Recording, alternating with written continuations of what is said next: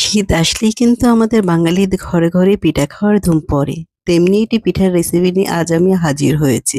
Hello, আসসালামু আলাইকুম। Welcome to recipe by Tanjina. আজকে আমি আপনাদের সাথে বরিশালের ঐতিহ্যবাহী দুধ পাকন পিঠাটি শেয়ার করতে যাচ্ছি।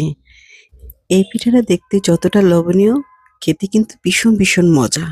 নরম তুলতুলে মুখে দিলেই যেমন মিশে যায়। ছোট থেকে বড় সবাই ভীষণ পছন্দ করে এই পিঠা। শীতের সময় একবার হলেও এই পিঠাটা বানিয়ে খাবেন, তাহলে বুঝবেন কতটা মজা এই পিঠা। আপনি একবার কাউকে খাওয়ালে সে আবারও খেতে যাবে। চলুন তাহলে রেসিপিটা দেখে নিই একবার। আমি একটি পাত্রে 2 কাপ তরল দুধ নিয়ে নেব। আপনারা চাইলে পানি দিয়েও এই ডোটা তৈরি করতে পারেন। সাথে দিয়ে দেব 1 টেবিল চামচ চিনি আর পরিমাণ মতো লবণ। ফুটে আসার পরে আমি দিয়ে দেব 1 কাপ ময়দা আর হাফ কাপ চালের গুঁড়ো। এরপর দুধের সাথে ভালো করে মিশিয়ে নেব।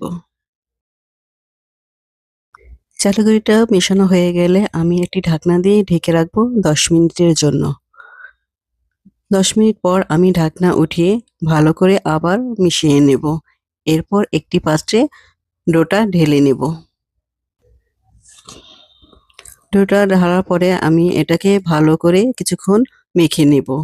পিঠার ডোটা যত সফট হবে পিঠা ততই তুলতুলে হবে। এখন ডোটার মাঝে আমি একটি ডিম দিয়ে দেব আর 1 চা চামচ ঘি দিয়ে দেব। এরপর ভালো করে আবার ডোটা মেখে নেব।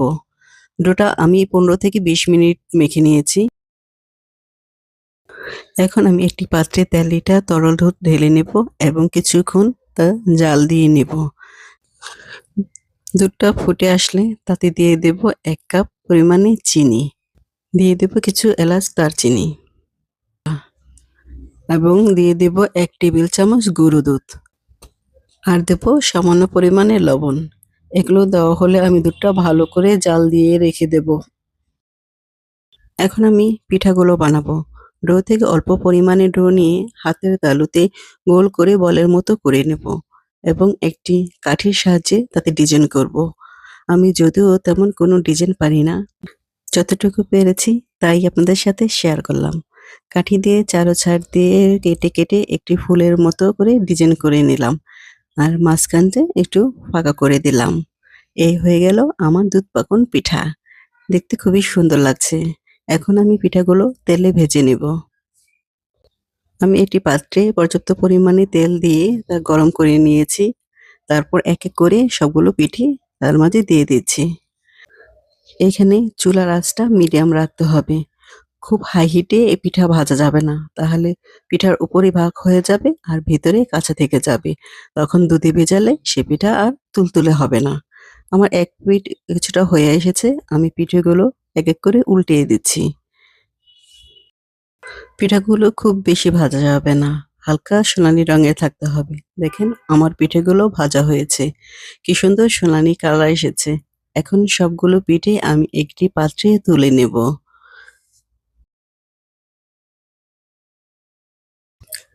পিঠেগুলো খুব বেশিও ভাজা হয়নি, আবার কাঁচাও থেকে যায়নি। দোনো সাইডই সুন্দর করে হালকা ভাজা হয়েছে। এই পিঠাটা দুধে ভেজালে খুব তুলতুলে হবে। এখন আমি যে পাত্রে পিঠাগুলো ভেজাবো ওই পাত্রে ঢেলে নেব। এরপর দিয়ে দেব দুধ। আমি কিন্তু এখানে দুধটা কুসুম গরম করে নিয়েছি। খুব ফুটন্ত দুধ দেওয়া যাবে না। দুধটা দেওয়া হলে আমি ওই পিঠাগুলো একটু উল্টিয়ে দেব। উল্টিয়ে দেওয়ার পরে এটাকে একটা ঢাকনা দিয়ে ঢেকে দেব।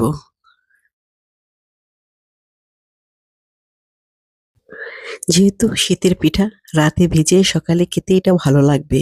আমি যেহেতু পিঠাটা রাতে বানিয়েছি তাই আমি সারা রাত্রের জন্য পিঠাটা ভিজতে দেব। এই আমার পিঠে ভিজে তুলতুলে হয়ে গেছে। দুধ পাকন পিঠেটা খুব সহজভাবে আপনাদের সামনে তুলে ধরলাম। যদি ভালো লাগে তাহলে কমেন্ট করে জানাবেন, শেয়ার করবেন, লাইক করবেন, সাবস্ক্রাইব করে পাশে থাকবেন। আল্লাহ হাফেজ।